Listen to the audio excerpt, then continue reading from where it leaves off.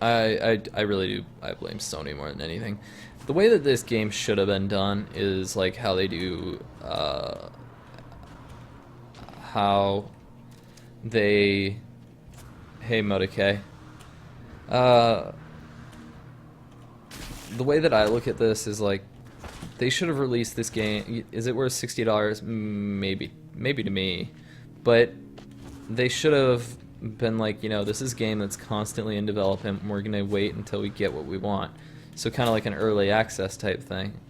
And you look at games like Star Citizen or Subnautica, they're constantly updated with these like massive game feature implementations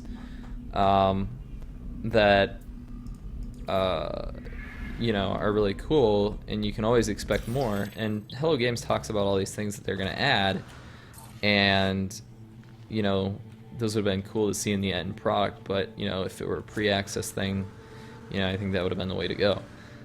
I have more to say on that, but if you look at what they had at E3, I think that's what they wanted. I think that's what they wanted the game to be, and they were at a certain point in the process, and they knew what they could implement and what they couldn't implement, and they just got to a point where they're like, it would have been better if they gave us this as $20 pre-release access, and then just waited until they had what they wanted that was sort of displayed at E3. And I don't know if that's really their fault or just Sony's fault. I know that Sony was probably pushing the $60 price point. I guarantee you that Hello Games was not pushing a $60 price point. But I mean, and a lot of stuff, like, this wouldn't have taken long to make it happen well in some ways. I mean, just with mods, I'm able to make this game look a lot better. But the problem with the way that it looks right now is, I mean, I have a really good graphics card. I have a great computer. I was running this game without mods at 160 frames a second, and I've lost about 80 frames with all the mods that I've thrown on this game. And that's the problem, is Hello Games wanted to add on all that crap. They want it to look this beautiful, but at the same time they have to take into consideration the optimization that it's going to take in order for something like that to work. Because I mean, if you look this isn't a beautiful game by any means. It has its own art style, and it's definitely got last gen graphics, but they were building it for PlayStation. And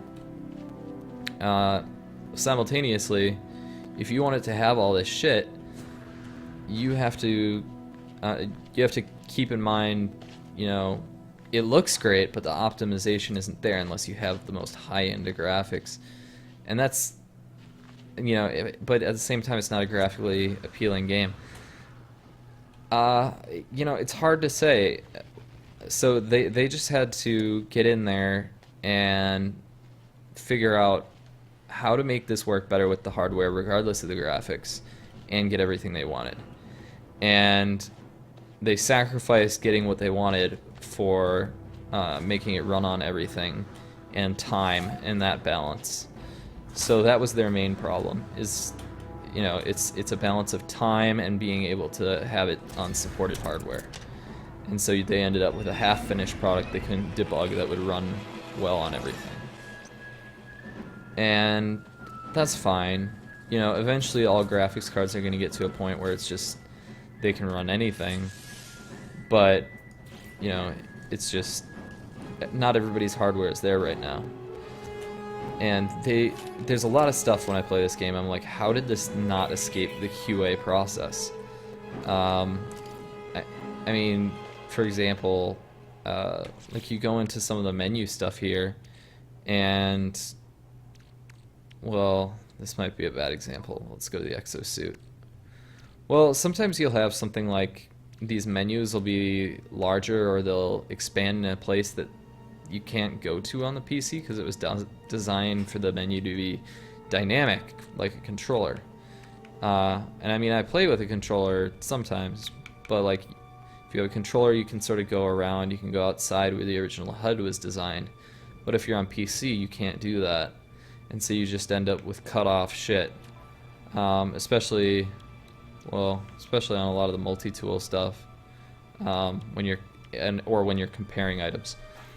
So, you know, it's just kind of a thing.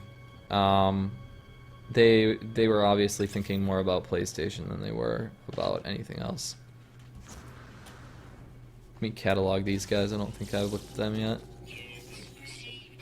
Is this guy the same as this guy? Yeah, he is. But I can tell you right now, even with just the mods, even with the sacrifice of, you know, 80 frames, it's already a better game, and it doesn't take much, and that's what's interesting. And I don't know if it's that Sean Murray's a bad coder, and that's why they were having trouble with the optimization issues and getting what they want. Obviously, he was able to do something pretty insane, but when you have a team of 4 people and Sean Murray's one of the main coders, you know, you need more people to iron out everything. So, but that's my rant on No Man's Sky and what No Man's Sky could have been.